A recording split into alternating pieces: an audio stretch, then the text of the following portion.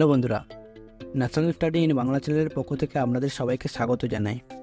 সভ্যতার শুরু থেকেই মানুষ রাস্তার প্রতিবন্ধকতা পার করার জন্য সেতু নির্মাণের জন্য পরিচিত। স্থাপত্য বিজ্ঞানের অগ্রগতির কারণে প্রকৌশলীদের জন্য একটি সেতু নির্মাণ করা খুবই সহজ হয়েছে, কিন্তু জলের ওপর বা ভারী বনভূমির ওপর একটি সেতু নির্মাণ করা এখনও খুবই চ্যালেঞ্জিং। সেতুগুলি আকর্ষণীয় পরিকাঠামো, ভারতের দীর্ঘতম এবং বৃহত্তম সেতুগুলি সারা বিশ্বের দর্শকদেরকে মুগ্ধ করতে ব্যর্থ হয়নি। আমরা এই ভিডিওটিতে ভারতের দীর্ঘতম জলের ওপর নির্মিত সেতুগুলির কথা বলবো। তো চলুন দেখে নেওয়া যাক ভারতের সেরা 10টি দীর্ঘতম নদী সেতুগুলি কী কী। তার আগে আপনি যদি চ্যানেলটিতে নতুন হয়ে থাকেন, आपके सामने एक बड़ा सा रेड बटन है। हाँ, है। दबा दिया, आगे बोलो। Thank you. Number 10, Vembanad bridge. এটি কেরালার কোচিতে অবস্থিত এবং এটি 4.63 কিলোমিটার দীর্ঘ। এটিকে ভারতের দীর্ঘতম রেল সেতু বানিয়েছে। কোচিতে সেতুটি এডাপল্লী এবং ভাল্লার পদমকে সংযুক্ত করেছে। ভারতের দীর্ঘতম হ্রদ ভেম্বানাদ হ্রদ সেতুটির ভিত্তি হিসেবে কাজ করে। নাম্বার 9, আরাহা ছাপড়া সেতু। বীর কুনওয়ার সিং সেতু, যা আরাহা ছাপড়া সেতু নামেও বিখ্যাত, 4.35 কিলোমিটার দীর্ঘ। সেতুটি বিহারের আরাহা এবং ছাপড়া শহরগুলিকে গঙ্গা নদীর ওপর দিয়ে সংযুক্ত করেছে।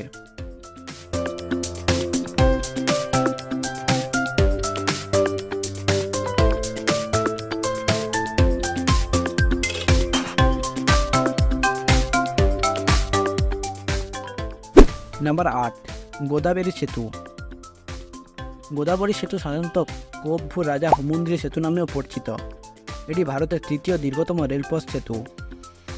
এটি রাজা মন্দিরের কাছে গোদাবরীর নদী পর্যন্ত বিস্তৃত ছিল, যেমন নামটি বোঝায়, এবং একটি একক রেল ট্র্যাকের ওপর একটি রাস্তার ড্রেগ রয়েছে। এই সেতুটির ওপর 4টি লেন রয়েছে এবং এটিকে রাজা মন্দিরের প্রতীক হিসেবেও গণ্য করা হয়। Number 7, Ganga rail road bridge. এটি একটি রেলপথ সেতু যা গঙ্গা নদীকে বিস্তৃত করে এবং দীঘাঘাটকে পহেলেজা ঘাটের সঙ্গে সংযুক্ত করে। পহেলেজা ঘাট সোনপুরে অবস্থিত বলে এটিকে দীঘা সোনপুর রেল সেতু হিসেবেও গণ্য করা হয়। এটি একটি রেল কাম সড়ক সেতু। বগিবিল সেতুর পরে তালিকায় দ্বিতীয় দীর্ঘতম সেতু। নাম্বার 6, বিক্রমশিলা সেতু। ভারতের ষষ্ঠ দীর্ঘতম ফ্লুট ব্রিজ হল গঙ্গার ওপর বিস্তৃত বিক্রমশিলা সেতু, যা ভারতের বিহার রাজ্যের ভগলপুরের কাছে অবস্থিত। এটির নামকরণ করা হয়েছিল আদি বিক্রমশিলা মহাবিহারের নামে, যা রাজা ধর্মপাল প্রতিষ্ঠা করেছিলেন।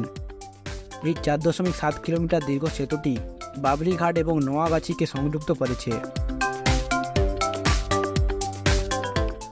নাম্বার 5, বগিবিল সেতু।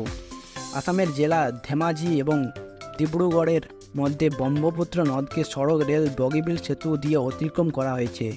4.94 কিলোমিটার দৈর্ঘ্যসহ এটি ভারতের 5ম দীর্ঘতম নদী সেতু এবং এটি ভারতের প্রথম সেতু যা স্টিল সাপোর্ট বিম দ্বারা দৃঢ়ভাবে সমর্থিত, যা 7 পর্যন্ত রিক্টার স্কেলের মাত্রা সহ ভূমিকম্প প্রতিরোধ করতে পারে। Number 4, Bandra Worli sea link. ভারতের জলের ওপর চতুর্থ দীর্ঘতম সেতু হল বান্দ্রা ওরলি সি লিঙ্ক, যা সাধারণত রাজীব গান্ধী সি লিঙ্ক নামেও পরিচিত। লোকেরা অত্যাশ্চর্য স্থাপত্য এবং প্রাকৃতিক পরিবেশ দেখতে এই সেতুতে চড়ে উপভোগ করে, যা এটিকে মুম্বাইয়ের শীর্ষ আকর্ষণ করে তোলে। সেতুটি, যা 5.57 মাইল দীর্ঘ, প্রস্তাবিত পশ্চিম ফ্রিওয়ের একটি অংশ। বান্দ্রা ওরলি সি লিঙ্ক সেতু দক্ষিণ মুম্বাইয়ের ওরলিকে মুম্বাইয়ের পশ্চিম শহরতলি বান্দ্রার সাথে সংযুক্ত করে। নাম্বার 3, মহাত্মা গান্ধী সেতু। ভারতের তৃতীয় দীর্ঘতম নদী সেতু মহাত্মা গান্ধী সেতু দক্ষিণে পাটনা থেকে উত্তরে হাজিপুর পর্যন্ত গঙ্গাকে বিস্তৃত করেছে। এটি একটি নদীর সেতু যা 5,750 মিটার বিস্তৃত এবং এই অঞ্চলের একটি জনপ্রিয় পর্যটন গন্তব্য। ইন্দিরা গান্ধী তৎকালীন প্রধানমন্ত্রী 1982 সালে এটি আনুষ্ঠানিকভাবে উদ্বোধন করেছিলেন। দিবাং সেতু নির্মাণের আগে এটি বিশ্বের দীর্ঘতম সেতু ছিল। নাম্বার 2, দিবাং নদীর সেতু। 6.2 কিলোমিটার দৈর্ঘ্য সহ দিবাং নদীর সেতুটি ভারতের দ্বিতীয় দীর্ঘতম সেতু। এটি অরুণাচল প্রদেশে অবস্থিত এবং একে সিকাং সেতুও বলা হয়। ভারতীয় সেনাবাহিনীর কর্মীদেরকে দ্রুত চীনের সীমান্ত অতিক্রম করার জন্য এই সেতুটি নির্মাণ করা হয়েছিল। নম্বর 1, ঢোল সাদিয়া সেতু। আসামের ব্রহ্মপুত্র নদীটি ঢোল সাদিয়া সেতু দিয়ে অতিক্রম করেছে, যা ডক্টর ভূপেন হাজারিকা সেতু নামেও পরিচিত, যা ভারতের প্রথম এবং দীর্ঘতম সেতু।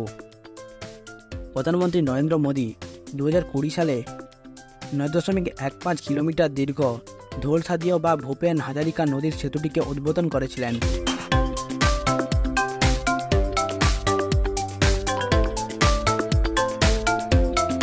তো বন্ধুরা, এই হলো ভারতের দীর্ঘ 10টি সেতু।